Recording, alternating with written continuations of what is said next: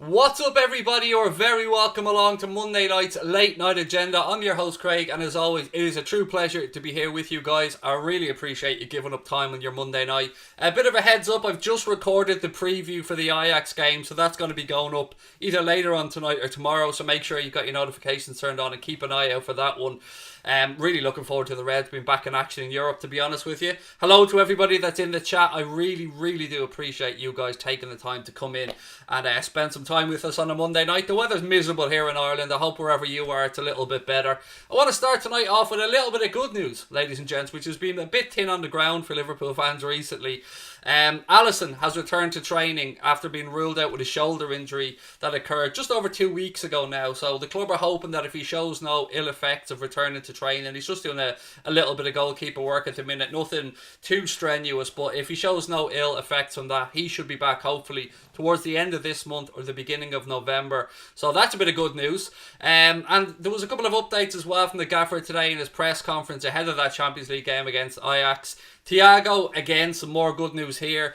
The gaffer hasn't ruled him out of the game against Ajax. I think we may see him on the bench there. I don't actually think there's a need to risk him if there is any doubt about Thiago. I would take a safety first approach in this one. We may see him on the bench. The gaffer said that he received a proper kick. That's the phrase that he used. And I'm actually amazed, to be fair, that Thiago finished that game. He did look like it was almost at walking pace, but you all seen the pass that he played through to Mane. Absolutely sensational. Naby Keita, the gaffer has confirmed that Naby is also back in training, having now returned a positive test. That whole situation with Naby Keita genuinely confused me, folks. I don't know what went on there. The word coming out of the Guinea camp at the time was some players refused to play. The second friendly was cancelled because of safety fears, obviously. I don't know, I wasn't there, but what I can tell you is Naby is back training, he'll be available. Alex Oxlade-Chamberlain, there was a bit of an update from the manager on him as well. Still undergoing his long-term rehab, so there's nothing really new to update there. So that's where we are from the press conference today. I've got a lot of stuff to get through on tonight's stream. I hope that you're all well. I'm going to dip into the chat now and say hello to everybody before I move on. How are we, everybody? Lovely to see you in. Dave Sweeney, you're in the house, mate. Dave Sweeney, make sure you get in touch with me, buddy, on Discord, because Dave was the winner of our competition. Dave gets his choice of any shirt from 3 Retro, a £50 Amazon voucher as well, and 4 prints from Sean Leonard Art. So make sure you get in contact, Dave, and I'll get that sorted out for you. Right. Ladies and gentlemen, how are we? Let's get into the centre-back talk, shall we? Or will I say a few more hellos to everybody in the chat?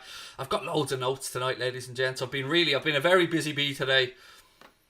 Evening fellow champion, said Neil Davies as well. Love it. And Tom, I seen that you refreshed your membership as well earlier on, mate. Thank you for that. If you want to become a member on Anfield Agenda, folks, all you have to do is click that blue join button. Membership is $4.99 a month. Now, of course, subscribing is absolutely free, but membership's a little bit different. What membership gives you is your name will appear in green to me and other members in the chat, making it easier for me to spot it. You'll also have the Anfield Agenda logo beside your name. My favourite bit, I should say, is the Anfield Agenda emojis that are members get use of. I can already see that they're being put into the chat now by some members because they know what's coming. They're brilliant like that. And you also get access to the exclusive Anfield Agenda Discord group, which is where we talk about the secrets of the channel and the other few bits and pieces. Genuinely, we give them information first. And also I want to give a shout out to our second channel, Mundo Sporto. Don't you just love that name, Mundo Sporto? We're going to be doing watch-alongs on there of non-Liverpool related games. We did have the channel called Crack On. We've renamed it, so if you're already subscribed to Crack On, you're already subscribed to Mundo Sporto. If you haven't, do check out a link in the description of the stream and make sure you're over there for tomorrow, because we'll be covering Manchester United's trip to Paris to take on PSG in the Champions League. And of course, we'll be back here on Wednesday then for the Reds trip to Ajax. But yeah, that is our second channel. We are going to be starting to put our content on there from tomorrow, so I hope to see you over there as well. Right, ladies and gents, what have you got for me? I know it was Saturday, but I live with Everton supporters and they said it was onside. Mate, I've tried my best to blank out that Merseyside derby and everything that happened in it, but I do have one bit of information on it that I have to talk about today, unfortunately, because I want to just bury it and move on. As expected, Jordan Pickford will receive no retrospective ban for his challenge on Virgil van Dijk.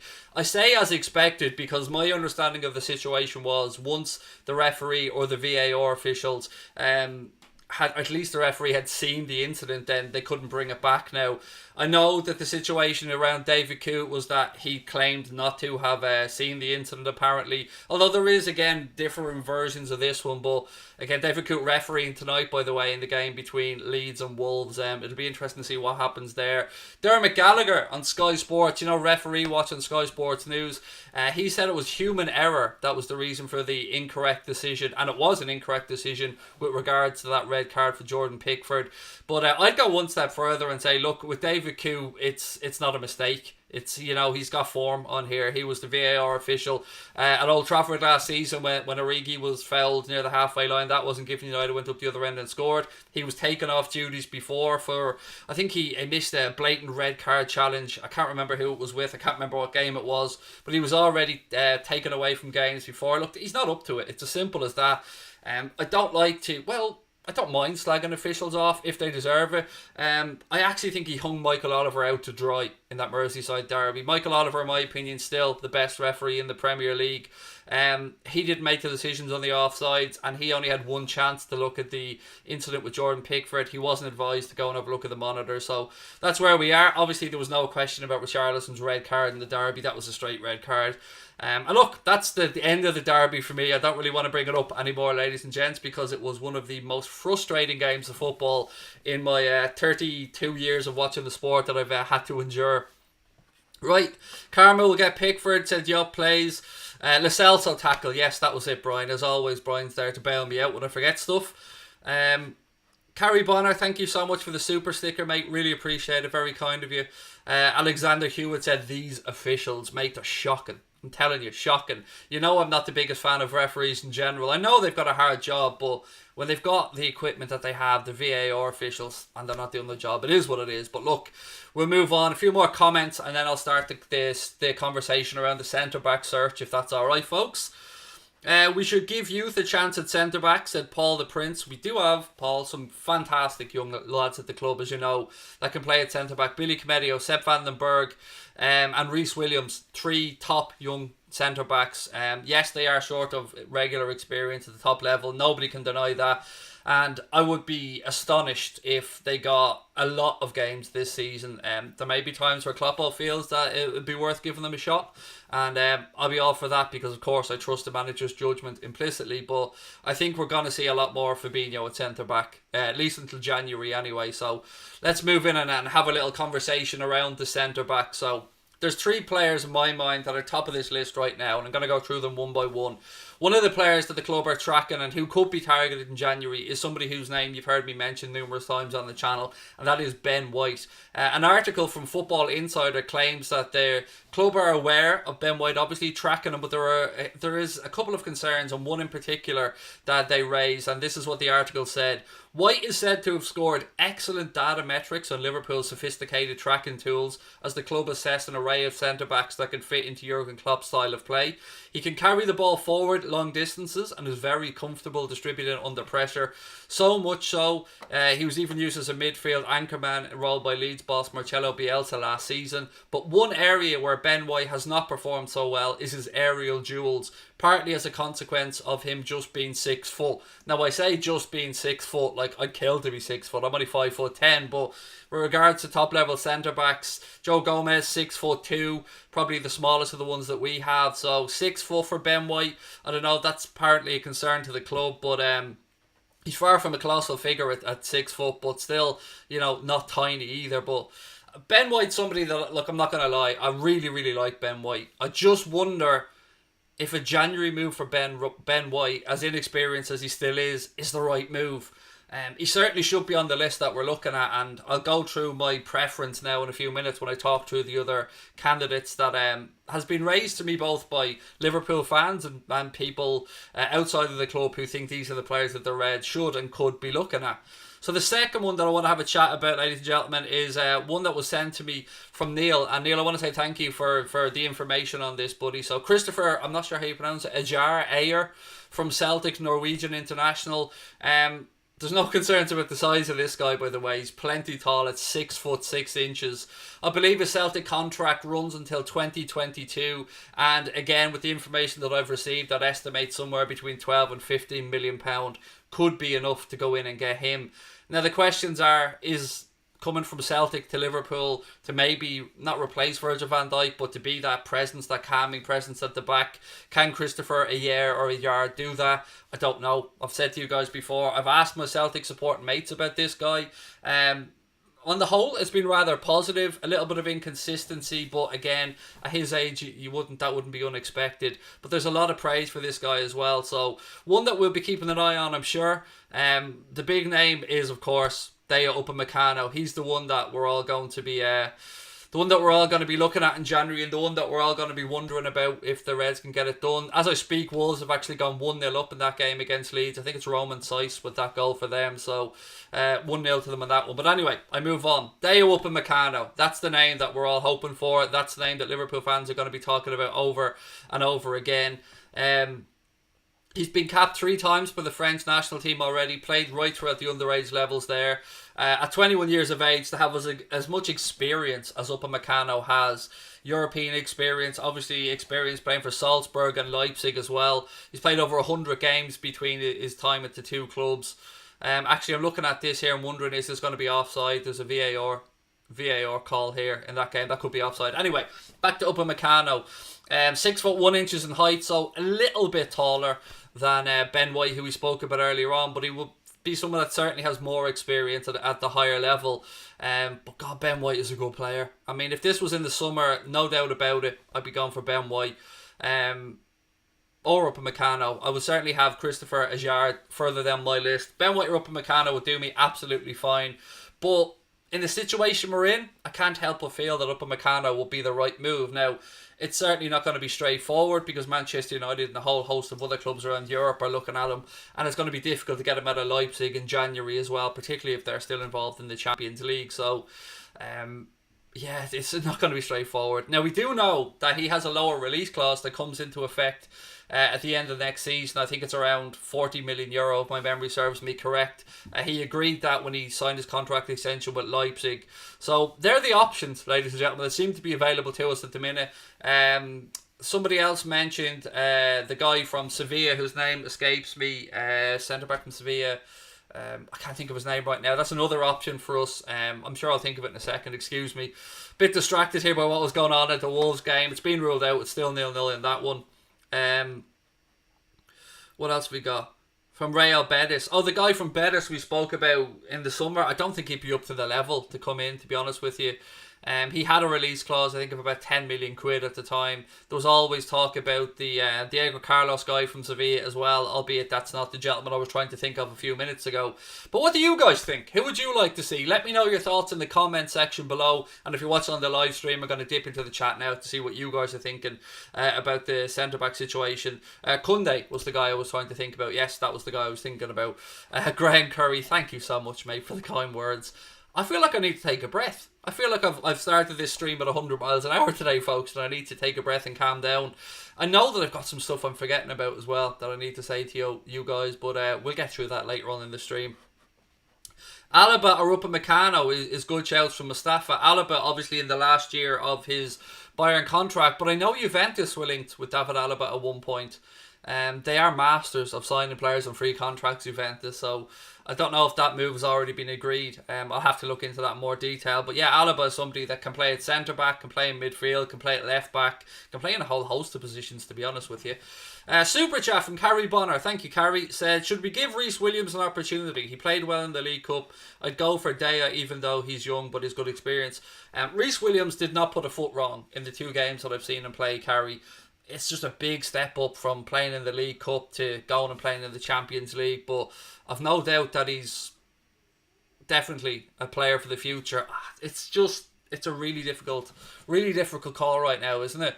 But look, I trust the gaffer and I trust the coaching team to make the right call. It is strange that we're already talking about the January window after the summer window's only after just closing.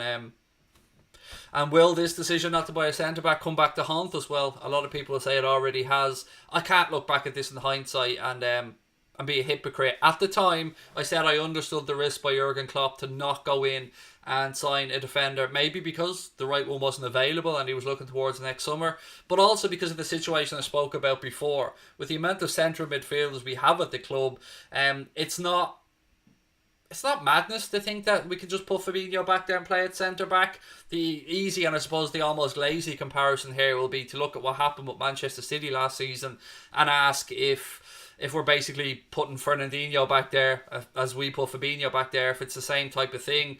I think it's a bit different, to be honest with you. I think we could change the way we play a slight bit, maybe play through the centre a lot more with Thiago pulling the strings.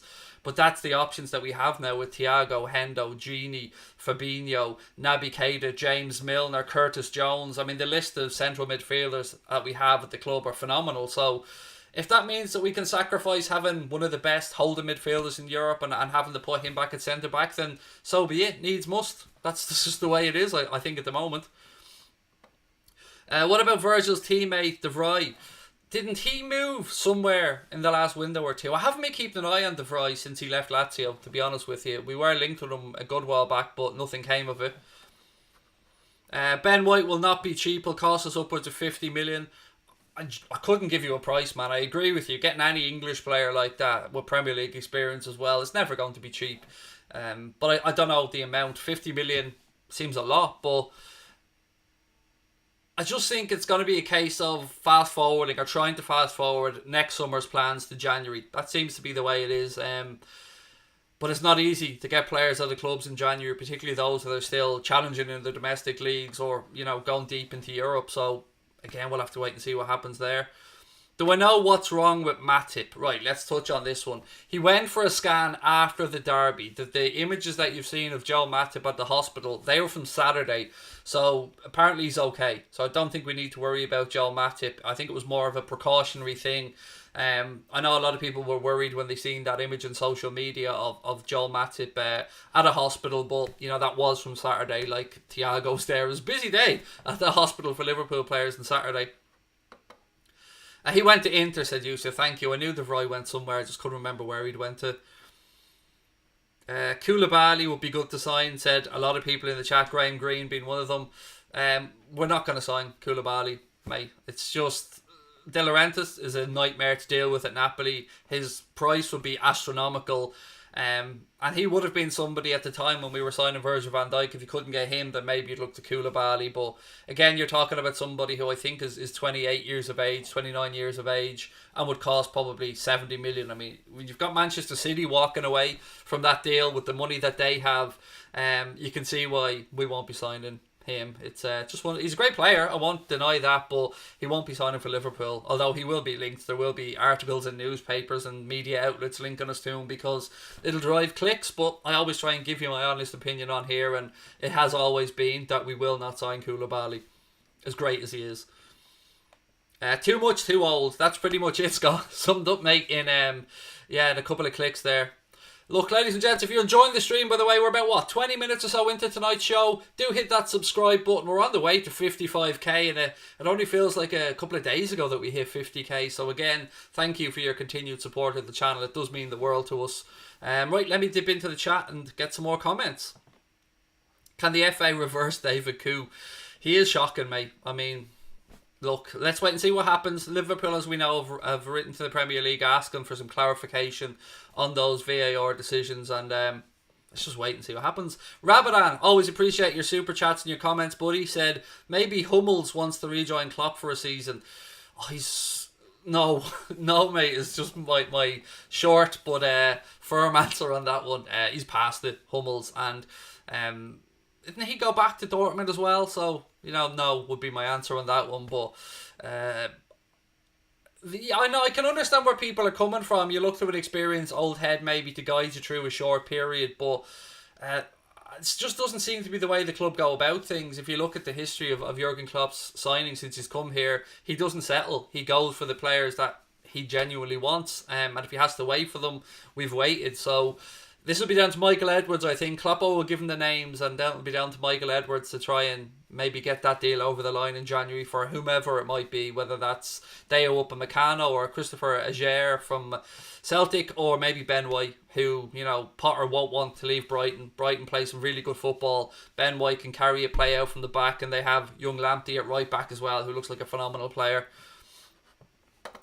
What's wrong with Cody? Nothing is wrong with Cody. Just captain of Wolves. He's not going to be leaving them. Obviously an England international now as well, and you know, Conor Cody settled into life very well there at Wolves. Came up through the divisions with them. Captain of the football club. He's settled. And he plays in a back three. He's used to that system at Wolves as well. So you know, as good as he is, no would be the option there. He won't be coming back to Liverpool. Hi Gert said, I subbed and turned on notifications. Thank you, mate. Really appreciate that. I know notifications at times can be a bit of a headache for everybody because they don't always go out, which is a frustration for us as a YouTube channel as well, because obviously we want everybody to get the notifications when we start to stream. Harry Williams said, Nat Phillips, Vandenberg, Williams and Comedia will need to play for the main team eventually in the league. It worked out well for Trent if he went deep end. Yeah, they will. And again, whatever the gaffer decides, I'm sure he'll make the right decision. Billy Comedia was getting some extra one-on-one attention from the manager in pre-season, spoken very highly of, and as touched on before with Carrie in her super chat, Reece Williams looked fantastic in the 2 games he played in the League Cup. So yeah, no issues at all whatsoever with giving the youngsters a chance, but it'll be down to the manager to make those calls. Craig, is 9 p.m. the new streaming time? No, it was just today, mate. Family life was a bit busier today. I couldn't get on till 9 o'clock, so that's why it was a 9 o'clock stream. But no, 8:45, 8:30, that'll be the regular streaming time as always. Sorry if it messed up anyone's schedule today, but as I said, some family stuff that I had to get sorted. What are my thoughts on Koundé, said Ewan Davies. I've actually seen a bit of him last season when he was playing with Sevilla, obviously in their run all the way to winning the Europa as well. And he looks a good player, Koundé, he does. Manchester City were looking at him at one point as well over the summer. I just would imagine it would be a rather high fee, but again, I'll trust whoever the gaffer goes for, or whoever the gaffer wants. 2 super chats for me to get through now. 1 second. Base, Face and Space, thank you, buddy, for your support as always. Said, with Virgil van Dijk out, who's the best centre-backs in the Premier League? Who has the best centre-backs? I think it's weird because a lot of teams have one good centre-back and then seem to be searching for a partner for that centre-back. So, it's a difficult one. Because I'll say the obvious things like Liverpool, Manchester City or whatever, but you know, you can't look at some other teams who have some good centre-backs that go unmentioned. But it's a good question. Maybe one we can put into the group and see how everybody else feels on that one. Let's get Slabhead for 2 sausage rolls and a Twix. I think we'd be probably... You want to go for a fun-sized Twix there, mate. You wouldn't... he's not worth a 2-finger Twix, to be honest with you. So maybe a fun-sized Twix rather than... I don't want him. We already have... No is the answer to that one. Connor has just put the link into our new second channel there, Mundo Sporto, if you want to. It's on the top of the chat now if anybody wants to click on it to subscribe. As I said, we will be doing the Manchester United Paris Saint-Germain game on our second channel tomorrow, and more non-Liverpool games moving forward as well. So again, Mundo Sporto is the future. Hi Craig, how are you? And I subbed to your new channel, said John Conway. I'm good, thank you, John. It's been a really busy time and I'm absolutely knackered, pal.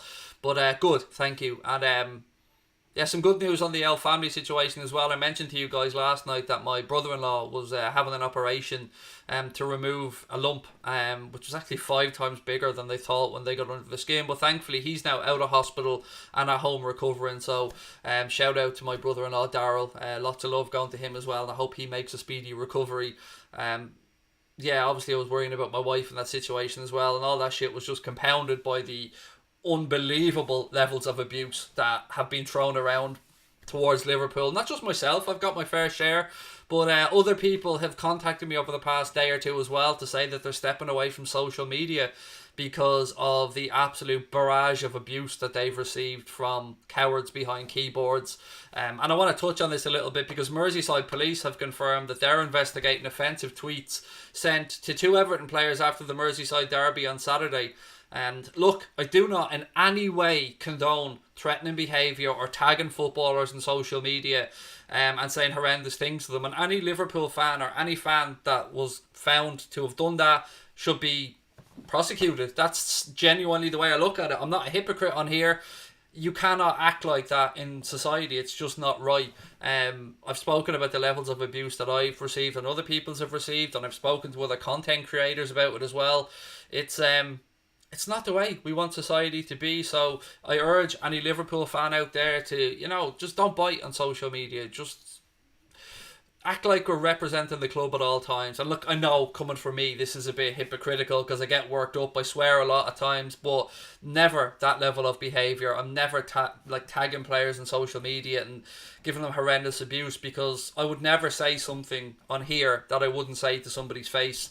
And look, if you are on social media, please act responsibly. Remember that there are real people at the other end of your comments. And yeah, you know my thoughts on this, folks. I've spoken about it lots of times, but I don't condone this, and I hope that the police do prosecute anybody who was found to have sent hate speech or anything like that towards those Everton players, or indeed any footballer.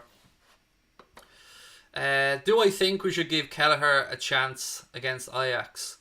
No, not in the Champions League, mate. Adrian, to me, he did what he needed to do against Everton. I don't blame him for any of the goals. I don't really think he did too much wrong. He took the safe option at times, and as much as I would love Kelleher to get a chance, and I do back Queevy and Kelleher, I think just stick in the rhythm that we're in right now. Have Adrian there. Couple more games to go then until Alisson is back between the sticks, and it's we'll weather it. We'll weather these storms. That's all I can really say. Any thoughts on Lucas Digne's recent Instagram post? Do you honestly think I'm following Lucas Digne on Instagram? I haven't seen it, mate, so I'm sorry. I don't know what the post was. It's looking like Alisson will be back for the City match. Yeah, as I said at the start of the stream, some good news on the injury front with Alisson. He is back doing some training now, and it's hoped that he'll be back towards the end of this month, or at the latest the start of next month. So brilliant news on that front, and yeah, delighted to have him back as well. Right, one more little bit of stuff from me with regards to the Premier League. They have confirmed 8 positive tests from the latest round of testing. A total of 1,575 players were tested, staff and players as well, between Monday, October the 12th and Sunday, October the 18th. And as I said, 8 positive tests in that latest round of testing. And thank you from Mark Caldwell for giving me that information as well. So yeah, that's where I'm at, ladies and gentlemen. Let me know how you're all feeling out there, and we'll finish the last 15-20 minutes of tonight's stream. Can Thiago play against Ajax? Yes, I think he'll be in the squad, mate. My gut will tell me that he'd probably start on the bench if there's any doubt over his fitness whatsoever. Now, I have recorded a preview for the Ajax game, and that will be going up, I think, maybe after this stream tonight. So make sure you've got your notifications turned on, where I go through my prediction for the scoreline. I go through my starting 11 and stuff in that game as well, and touch a little bit on the threats and the players that we have to look at from Ajax. What about giving Billy Cometio a chance? Again, we've spoken about it a few times tonight already. Cometio, Reece Williams, probably a little bit ahead Sepp van den Berg at this moment in time, but again, one to keep an eye on. Wolves have now gone 1-0 up in that game, by the way. Wickedly deflected shot there from Jimenez from Wolves. I don't know who it went in off. It looked like a Leeds player, but Wolves have gone 1-0 up now in that game. I think it was actually Phillips by the looks of it. Any regrets in selling Hoover? It's a very interesting question. No is the short answer. Yes is the long answer. I mean, long term, Kylian Hoover certainly looks like a player who's, going to... Sorry, I was just looking at that. Yeah, it was a... massive deflect. I don't know if it'll go down as a goal for Jimenez or an own goal. I have no idea. But it's 1-0 to Wolves. Kylian Hoover, it was a perfect deal, I think, for both clubs, and I think Jota's price was probably a bit inflated, as was Kylian Hoover's price at the time. I think we're getting up get about 12 to 13 million quid for him, and in the long term, yeah, we may look at a bit of regret, but you have to always look at these things from a human perspective, and he will now get a chance to go in there and fit in, maybe take Matt Doherty's place in that system at Wolves, and obviously they have young Sadio there as well. So it's a good opportunity for Kylian Hoover, and I think maybe Jurgen Klopp would have taken that into consideration as well. He never wants to block a pathway through for a young lad to go and get some game time. So yes and no, as I said earlier on. I mean, I would have liked to have kept him at the club, but it was an important part of the situation that involved Diogo Jota coming to Liverpool. So for that, I'm very grateful. But yeah, it's always tough to lose a young up-and-coming talent like that. Obviously, there's no buyback clause actually in his deal. We do have the buyback clause in the deal for Raheem Brewster at Sheffield United. So at least I can take some solace in that, because you guys know how highly I rate him. Should have kept Brewster as a backup to Bobby. Well, we've got Diogo Jota, Takumi Minamino, Divock Origi, and the front three. So I think we're covered, to be fair. But you know my thoughts on Raheem Brewster. I didn't want him to go, but if he goes, and he has gone, obviously, we have a chance to buy him back. We do have that 3-year buyback clause in his deal. Something there about Liz. Let me just read that, because sorry, I missed something from Liz in the chat there. Connor said should have kept Grujic. Another central midfielder though, buddy. I don't know. Although we could have done a job if Fabinho went back to centre back, but I think a lot of play will be going through Thiago through the centre, and I'm really looking forward to that, to be honest. I missed something from Liz there, and I don't know what it was. Sorry. Oh, you've a doctor's appointment. You've a procedure on Friday. Sorry, Liz. Lots of love from all of us, Liz. We hope it goes well, and keep in touch and let us know how it gets on, and lots of love to your husband as well for the great work that he's doing. Right, ladies and gentlemen, that's pretty much where I'm at, so let me know your comments now for the rest of the stream, and we'll just take some questions to finish up tonight. What do I think of Neco? Played a lot last season. Again, needs improvement, but is a young right back, so you're going to have to expect that he's going to make mistakes. I mean, I keep reminding people that when Trent came in, he had little lull periods as well, and it happens with young players. You get that inconsistency. Often at times you'll see a manager give a young player an opportunity and then take them back out for a while and let them go back and play with the under-23s. It's about getting the right experience for these guys at the right time. So Neco, you know, he'll get his opportunities, and I've no doubt that he'll carry on his development. He was fast-tracked through a little bit, but I know he received a little bit of stick as well, which I never like a young player getting stick like that, because he's still learning. He's, 19 years of age? Yeah, for me, he'll be fine. Just give him time. Right, some more of your comments. Sorry, folks, I'm just scrolling back through the chat.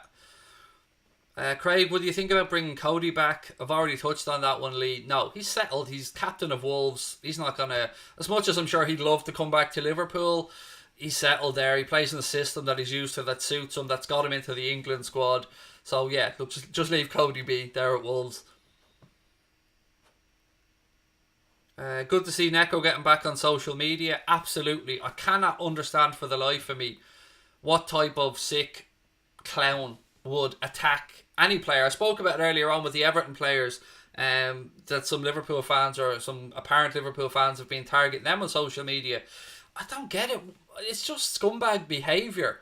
I have a rule on social media, and you know, it's a simple rule that I've tried to stick by all the time. I'll never write something down that I wouldn't say to somebody if they're standing in front of me. That's been my social media rule. Now, I know sometimes we get a bit heated in these situations after a game, particularly like the Merseyside derby. People want to vent, and I and professional footballers would understand that, but there's a way of going about this stuff, and there's ways that are just not acceptable. Carrie, thank you for another super chat. Said, where can I buy that LFC kit, Craig? And is Matip fit for Ajax? Your channel is in the top 5 football and related channels on YouTube. Amazing content. Lots to get through there, Carrie.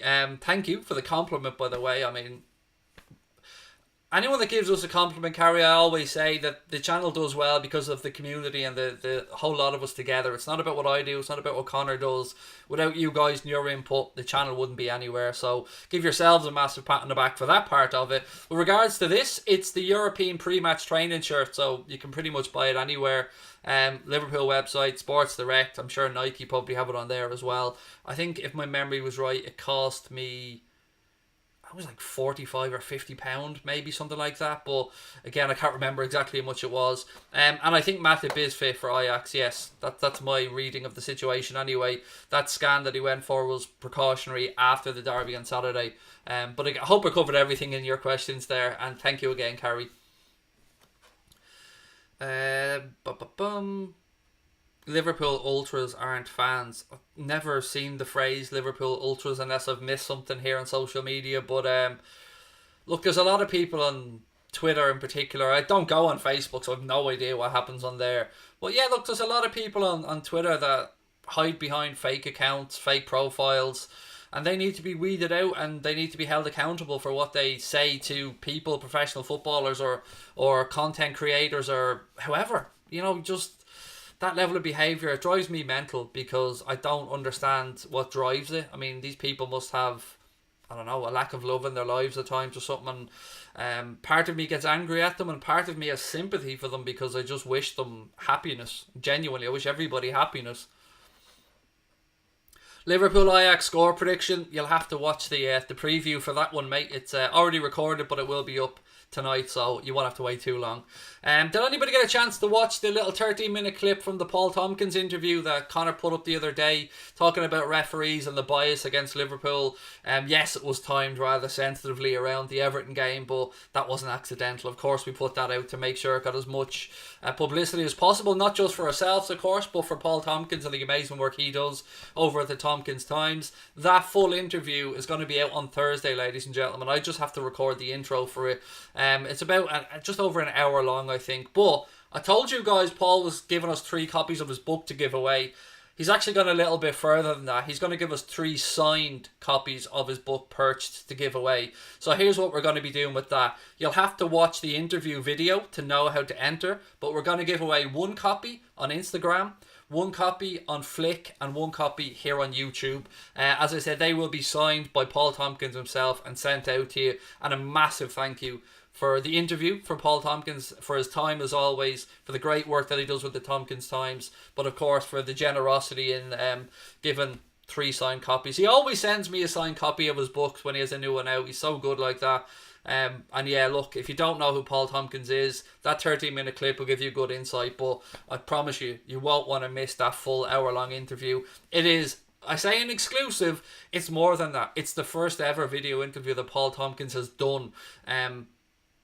So don't miss it, because it's an interview that we worked hard to get, and there is no better mind in my reading of the game for regards to Liverpool than Paul Tompkins and the great work that he does. So there you go. Make sure you check that one out.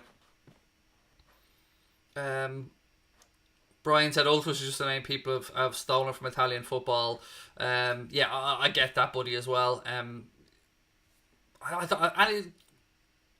Any words that disguise people's dickhead or scumbag behaviour, I just don't condone in any way, shape or form. I'm as angry as Jordan Pickford, I'm as angry at David Coote as anybody else, but it would never enter my mind to go on social media and, you know, start tagging these people and giving them abuse. I'll say what I have to say here on the show and get my words across, but again, just remember there are real people at the other ends of those computers or whatever they are, phones. It was great, Craig, especially about Martin Atkinson, said Bernadette. Thank you, Bernadette. Yeah, it's weird. People are still trying to say that we're just angry with Martin Atkinson and stuff, but again, it's one thing me coming on and saying that I don't like Martin Atkinson and, you know, he doesn't like Liverpool, but it's a different thing when Paul Tompkins has taken the time to do the research that he has and come up with the statistics that he has about Martin Atkinson. To me, you know, you want to question me, fair enough, I'm absolutely questionable, but to question one of the world's foremost football writers with regards to statistics, and certainly Liverpool, I just think is silly, and opposition fans just showing themselves up. But as I said, all means question me, but to question somebody of Paul Tompkins' calibre about his statistics and stuff, just you're on a hiding to nothing there, folks. What else we got? Do you think VVD will come back a bit earlier than 9 months? Honestly, Nicola, I hope so, but I just don't know. It's mad how far, I said this the other day, it's mad how far the world has come with regards to dealing with ACL injuries. They were potential career enders a while back, and now we see some players who've had a couple of them in their career and come back. Some people come back within 3 months, some people come back 6 months, some people 9 months, some people a little bit longer. It was reported, but that it was supposed to be a grade 3 or a tier 3. Now again, I think that's one of the more serious ones, but I'm far from a medical professional, so I hope so, Nicola, is the short answer. But we should always prepare, and the club should prepare for the worst case scenario here, which, could be seeing Van Dijk maybe come back April time, maybe even not kick a football for Liverpool this season. But if he doesn't kick a football for Liverpool this season, I certainly don't expect him to be going to the Euros with Haaland. Do I think Shaqiri will get much time this season? Not really, no, if I'm honest with you. Liverpool are happy to sell Shaqiri. There was he was very close to going to Fenerbahce, I think, at one point towards the end of that window. I've nothing against Shaqiri. I just don't think he's reliable enough with regards to his fitness and stuff like that. But I'd rather give Curtis Jones game time, to be honest with you. But let's wait and see what happens. We have a big squad there, and the good manager will make use of them as and when he needs them. Please get Phil Jones from a United fan. Mate, honestly, if you covered all of his wages, gave him to us for nothing, I still wouldn't want Phil Jones at Liverpool. Not just because he's an ex-United player, more because he's absolutely horrendous. Is there a chance VVD will never play again? With any surgery, mate, there's always inherent risks. That's all I can say. I mean, maybe a very small chance you may never play again. I mean, nothing is certain until you start your rehab and the operation's done and they see how the swelling goes and how it works. But I would imagine it'll be okay. Yeah, I don't know. I don't like to touch on negatives, but there is a small chance. But I would say he'll be back, to be honest with you. Grade 3 is a complete tendon tear, so it's a serious one. Thank you for that, Jan. Appreciate you taking the time to give us that info, buddy. Oh, how did he not score that? Sorry, Leeds missed an absolute sitter there. Ball seemed to go over the head of the player when it looked like he was just about to nod it in. Do you think that we will win the league? It's going to be closer. I mean, the title race has certainly been blown wide open now. I still think it'll be Liverpool or Manchester City for the title, as I've always thought. The bookies have Manchester City as favourites now, I believe. Push Liverpool out, some of them as far as 5-2. I might have to actually take a little trip and stick a few quid on that. 5-2 sounds generous enough to me. So I don't know. The title race is going to be interesting. It's a mad season so far. Goals galore in the Premier League. Some shock results that none of us were expecting. I mean, that Sunday in particular, where West Ham beat Leicester 3-0, United lost 6-1, we lost 7-2. That was just a crazy day of football. Craig loved the channel, says GG Gaming, or CG Gaming, excuse me. Thank you, buddy. Appreciate that. If you're like the gentleman there and you like the channel, please do hit that subscribe button, folks, and drop a like on the video. We're lashing the content out here, and as I said, there's a preview for the Ajax game coming up tomorrow night. I'm not going to be on here, but I will be doing content. I'll be doing a watch along over on Mundo Sporto. That's our second channel. There's a link to that at the top of the chat right now, or in the description of the stream. I'll be on there tomorrow night. We're going to be doing the Paris Saint-Germain game against Manchester United, so hope you can join us for that one. It's going to be the first live game that we do, the first of many, hopefully, on Mundo Sporto. So hope to see you over there for that one. Should we focus on the FA Cup at the cost of other stuff, or should we take it seriously? Because if the question is should we take it seriously, absolutely. A trophy's a trophy at the end of the day, and when you look back in your career, I've said this before, I want those Liverpool players to end up with the full collection of medals. So they've got the Club World Cup, they've got the Super Cup, they've got the Champions League, they've got the Premier League. Some of them have a League Cup, I think, so it'd be nice for them to all get the League Cup and the FA Cup, the full set of medals before they finish up. Positives: Mane is world class, Thiago's world class, and Everton still haven't won a trophy since 1995. Facts are facts, mate. Can't argue with them, as you've said. Do you think having no crowds is affecting the scorelines in games? We've had lots of high scoring games.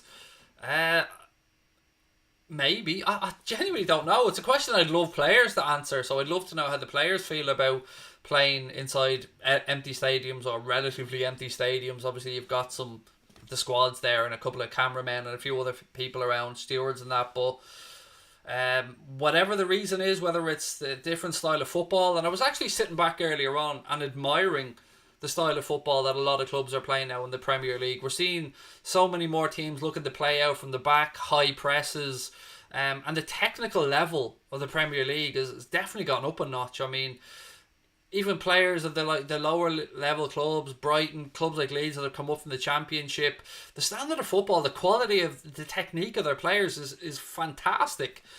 So we really are blessed to have some truly amazing players and a lot of unknown quality players in the Premier League. And as I said, the standard and the technical ability of players is fantastic.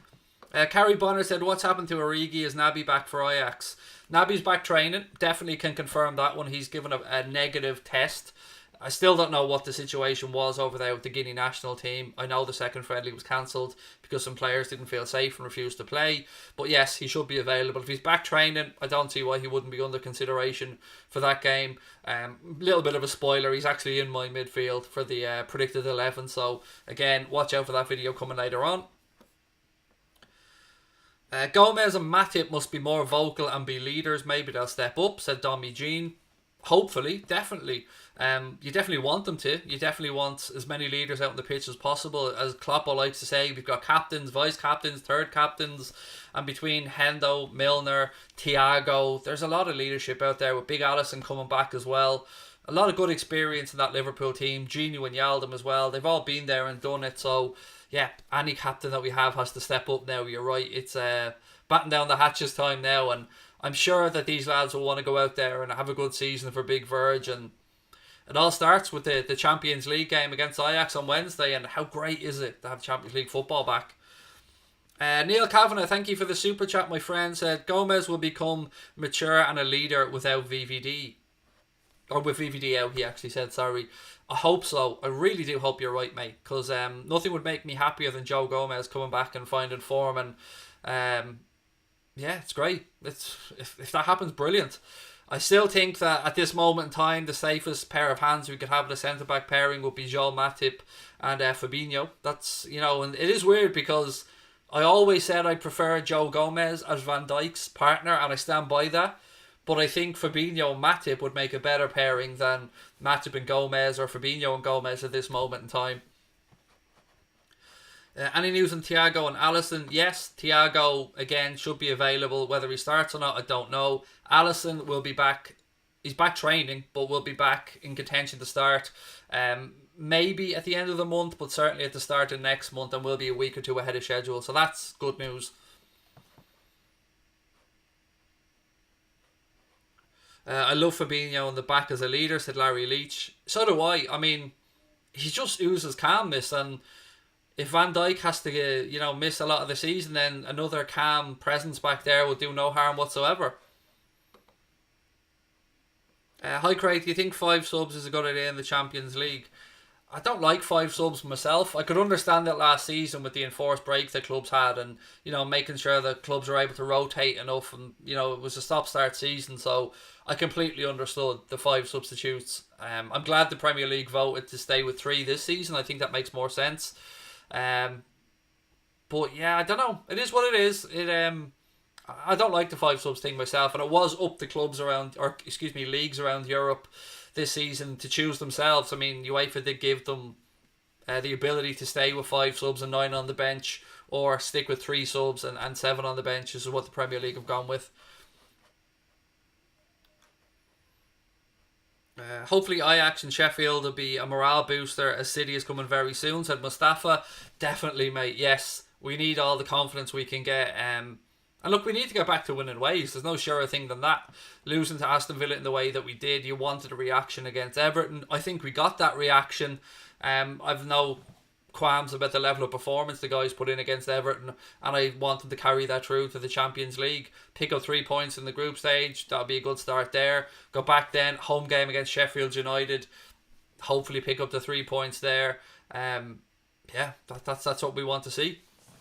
Right, ladies and gentlemen, I'm going to take a couple more questions before I call it a night. Would anyone drop Firmino for Ajax? Again, preview, bit of a spoiler, but I'm thinking along the same lines as yourself, mate. So again, keep an eye out for that preview that's coming up. I've come in late. Has anyone tell me if Craig has given his predicted 11? No, Rafinha, I haven't, and I won't be on this stream. It's coming up in a pre-recorded segment that I did earlier on, so keep an eye out for that. It's going to be dropping soon on the channel. Would you like to see Liverpool try out some youth like Comedio? I love that a lot of people have asked that tonight. sometimes you get frustrated with the same questions, but it's good to see that people are regarding our youth so highly and want to think if the manager, or see if the manager will give them an opportunity. And, you know, maybe he will. I would say maybe we'll look at this a little bit more as the season progresses, when players need to be rotated a bit more. But look, we'll wait and see. Ladies and gents, I'm going to call that a night if that's okay. I'm absolutely shattered. Again, tomorrow there will be no late night agenda, but I will be here doing a watch along. I say here, I won't be, that's a lie.